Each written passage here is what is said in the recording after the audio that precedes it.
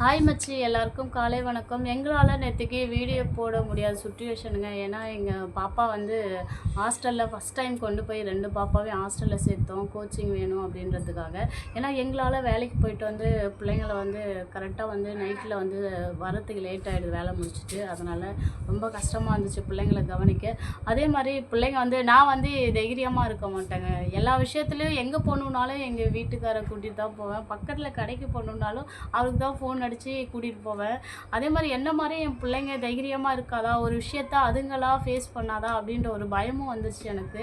நம்மள மாதிரியே நம்ம பாப்பா இருந்துச்சுன்னா எந்த விஷயத்துக்கு வந்தாலும் நம்மளே எதிர்பார்க்கும், எந்த ஸ்டெப்பாக இருந்தாலும் எடுக்காது. அதாவது தன்னை பார்த்துக்கிற உணர்வு இருக்காது, நம்மளே நம்புகிற மாதிரி இருக்கும் அப்படின்றதுக்காகவே முடிவெடுத்து பிள்ளைங்களை கொண்டு சேர்த்துருக்கோம். அதனால் மனசு வந்து கஷ்டமாக இருக்குது. நைட்னா வந்து எங்கள் வீட்டுக்கார் தூங்கக்கூட இல்லை. ஏன்னா என்னை விட அவர் ரொம்ப அடாப்ட்மெண்ட்டாக இருப்பார் பொண்ணுங்க மேலே, அவ்வளோ பாசம்.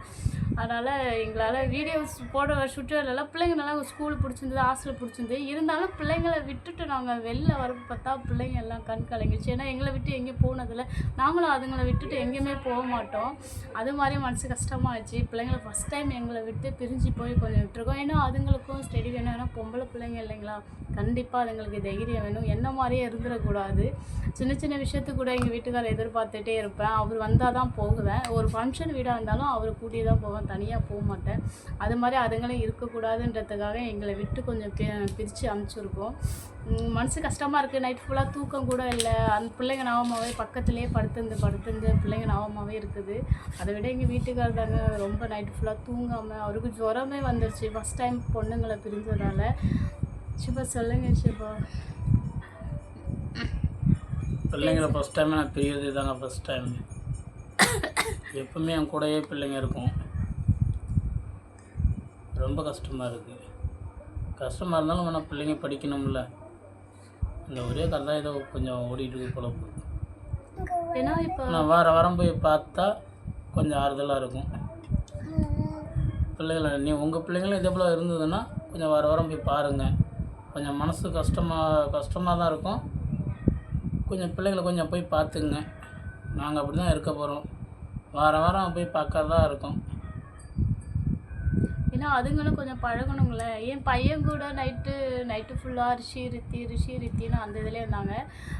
இருந்தாலும் பரவாங்க. ஏன்னா இப்போ படித்தாதாங்க நம்ம வாழவே முடியும். அதாவது எனக்கு என்னன்னா, பிள்ளைங்க வந்து இப்படி இருந்தால் தான் இந்த உலகத்தில் நம்ம வாழ முடியும் அப்படின்றத கற்றுக்கிட்டாலே போதுங்க, அதுங்க வாழ்ந்துடும். கண்டிப்பாக படிப்பு தான் முக்கியம்னு கிடையாது, வெளி அனுபவங்கள் கண்டிப்பாக வேணும். ஒரு விஷயத்தை எப்படி பேஸ் பண்ணணும் அப்படின்ற தைரியமும் பொம்பளை பிள்ளைங்களுக்கு கண்டிப்பாக வேணும். அந்த ஒரே எண்ணத்தால் தான் ஃபஸ்ட் டைமுக்கு நாங்கள் கொண்டு போய் மனசை கல்லாக்கிக்கிட்டு எல்லா கஷ்டத்தையும் உள்ளுக்குள்ளே வச்சுக்கிட்டு பிள்ளைங்களை சந்தோஷமாக விட்டுட்டு வந்தோம். அப்போவே என் பொண்ணுங்க விடலை, நல்லா சந்தோஷமாக இருந்த பிள்ளைங்க டக்குன்னு நாங்கள் வண்டியில் ஏற ஆரம்பிச்சிருமே அழுவ ஆரம்பிச்சிச்சு. அதுக்கப்புறம் எங்கள் வீட்டுக்காரர் அழுவாங்க.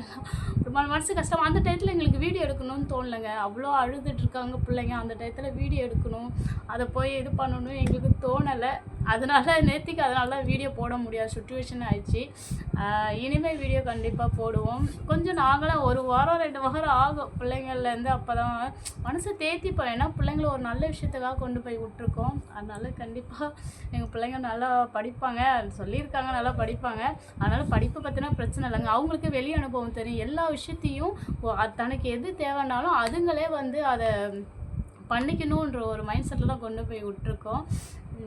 நீங்களாம் இது மாதிரி பிள்ளைங்களை யாராவது பிரிஞ்சிருக்கீங்க, கண்டிப்பாக கமெண்ட் பாக்ஸில் சொல்லுங்கள். ஓகே சொல்லுங்கள். ஓகே பாய்ங்க. பாய் மச்சி.